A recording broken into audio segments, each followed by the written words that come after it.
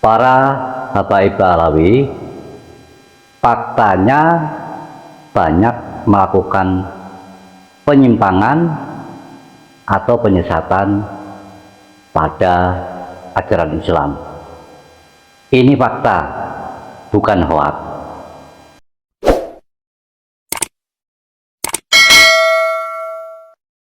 Sama sekali saya tidak mengada-ngada. Memang kenyataannya demikian. Para Pahlawi itu banyak melakukan penyesatan-penyesatan pada ajaran Islam. Contoh, seorang habaib ada yang mengatakan, bahkan ini tokoh ya, ketua Rabithah Alawiyah, yaitu Taufik Asgaf, itu mengatakan, meskipun seorang muslim telah berpegang pada Al-Quran dan Hadis, tetapi tidak mengikuti Habib, adalah sesat. Itu contoh yang pertama. Ada juga percaya kepada rukun Islam, tapi tidak percaya kepada habaib. Rukun Islamnya belum sempurna, dan rukun Islam ada 7. Yang ketujuh adalah percaya kepada habaib. Jadi kalau nggak percaya pada habaib, itu sesat. Lalu contoh selanjutnya, siapapun juga kalau tidak mengikuti habaib tidak akan memperoleh syafaat Nabi, alias tidak akan mendapatkan surga. Nah, hal-hal yang seperti ini adalah merupakan sebuah penyesatan yang dilakukan oleh para habaib. Dan sebenarnya mereka melakukan itu demi keuntungan kelompoknya atau mereka sendiri.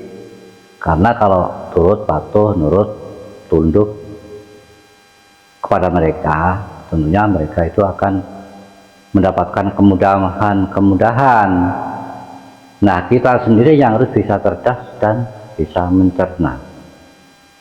Nah, penyesatan itu banyak dilakukan di dalam sebuah doktrin ceramah-ceramah yang dilakukan oleh beberapa para habaib. Yang lebih fenomenal, yang sangat menyimpang jauh, ada yang namanya Habib Nobel. Itu mengatakan dengan lantang, siapa yang mengkritik Habib ibaratnya iblis. Nah, ini kan sungguh keterlaluan. Untuk supaya diikuti, supaya tidak membantah sampai mengatakan hal seperti itu, ini kan sangat kelewatan. Apakah hal ini tidak merupakan penyesatan? Dan hal ini kita jangan bodoh, karena tujuan mereka itu ya membodoh-bodohi kita, umat Islam. Karena kalau semakin kita bodoh, tentunya mereka sangat mudah akan menyetir kita. Apapun yang dimaui mereka, maka akan mudah dijalankan visi dan misinya. Dan indikasi tujuan mereka untuk mencaplok negeri kita itu ada indikasi ke arah sana. Jauh-jauh hari saya sudah mencermati hal seperti itu ada. Makanya mereka itu bekerja, saling bekerjasama secara masif dan struktur ya. Makanya walaupun ada kata-kata yang menyimpang, organisasinya juga tidak mengatakan apa-apa dan tidak mengecam. Kan kita juga belum pernah dengar itu Rabithah Alawiyah menegur oknum yang mengatakan hal-hal yang di luar ketetapan atau di luar norma-norma. Nyatanya kan diam-diam saja, berarti mereka itu saling kerjasama demi mencapai tujuannya. Mereka bekerja sesuai dengan bidangnya masing-masing. Makanya ada yang secara kelihatan baik, ada yang terang-terangan, ya, ada yang kelihatan alim, padahal mereka saling ada keterkaitan. Makanya tempo hari ada yang mengatakan Habib tuh katanya Habib Rizik gurunya NO. Nah, ini salah satu untuk mengevaluasi masyarakat Indonesia, karena masyarakat Indonesia kebanyakan orang-orang NO. Nah, mereka supaya memperoleh kemudahan dan kepercayaan. Kalau kita sudah percaya, tentunya tujuan utamanya itu akan mudah dicapai, yaitu seperti indikasi dari beberapa tokoh yang sudah mengatakan, bukan cuma sekedar saya, memang mereka ada indikasi untuk menguasai negeri kita. Makanya kalau ribut masalah nasab, nasab itu adalah salah satu tujuan awal supaya mereka memperoleh kemudahan, maka mengaku sebagai cucu Nabi, nasabnya tersambung pada kanjeng Nabi. Meskipun mereka tidak bisa membuktikan dari ilmu nasab, dari ilmu genealogi, dari ilmu DNA, tapi tetap ngotot kekeh. Dan yang bikin aneh, para mughibinnya juga otaknya ada di dengkul, hanya taklid buta, meskipun nasabnya hanya sekedar cerita-cerita. Bahkan seperti kayak Abdul Rojak pernah mengatakan nasab Pak Alawi itu diisbat dari mimpi. Dan memang kenyataan seperti itu, karena hanya cerita-cerita dari leluhurnya. Bisa saja leluhurnya itu mimpi, kan seperti itu. Padahal mereka itu sengaja membodoh-bodoh kita. Nah, kita jangan bodoh, harus cerdik, harus ini main kita itu, jangan mau terdoktrin. Kalau sudah terdoktrin, maka saya katakan di dalam video saya, ini kita tuh hilang, jadi ngeblank, jadi on.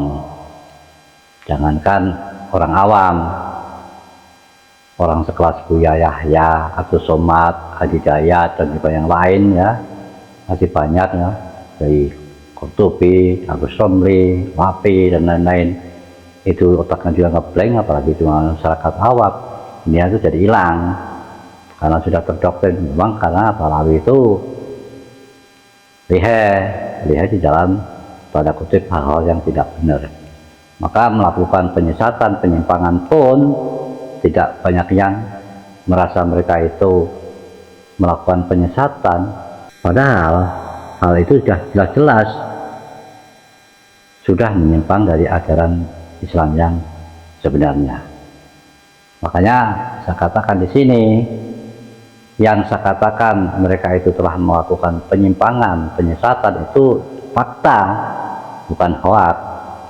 Ya, contohnya tadi sudah saya katakan, meskipun kita sudah berpedoman atau berpegang pada Al-Quran dan hadis, kalau tidak mengikuti Habib, itu kata mereka, tetap saja kita sesat.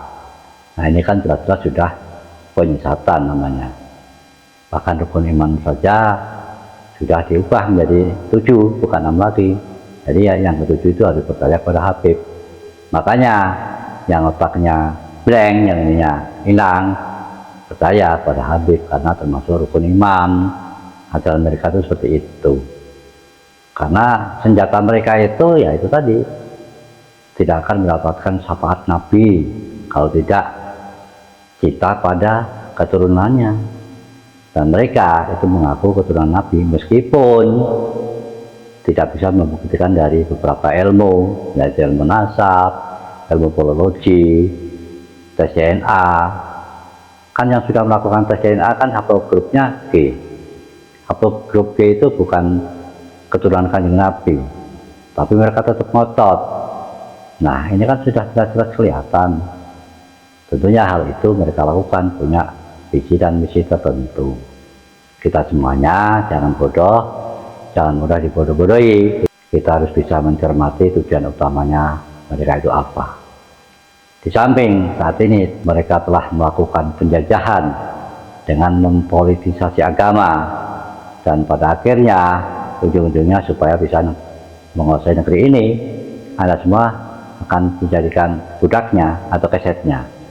Apa Anda rela maka Anda harus cerdas dan harus bisa mengantisipasi. Saya rasa mudah-mudahan jenengan sadar atas penyesatan-penyesatan dari para Pahlawi, dan itu fakta, bukan hoak. Wassalamualaikum warahmatullahi wabarakatuh.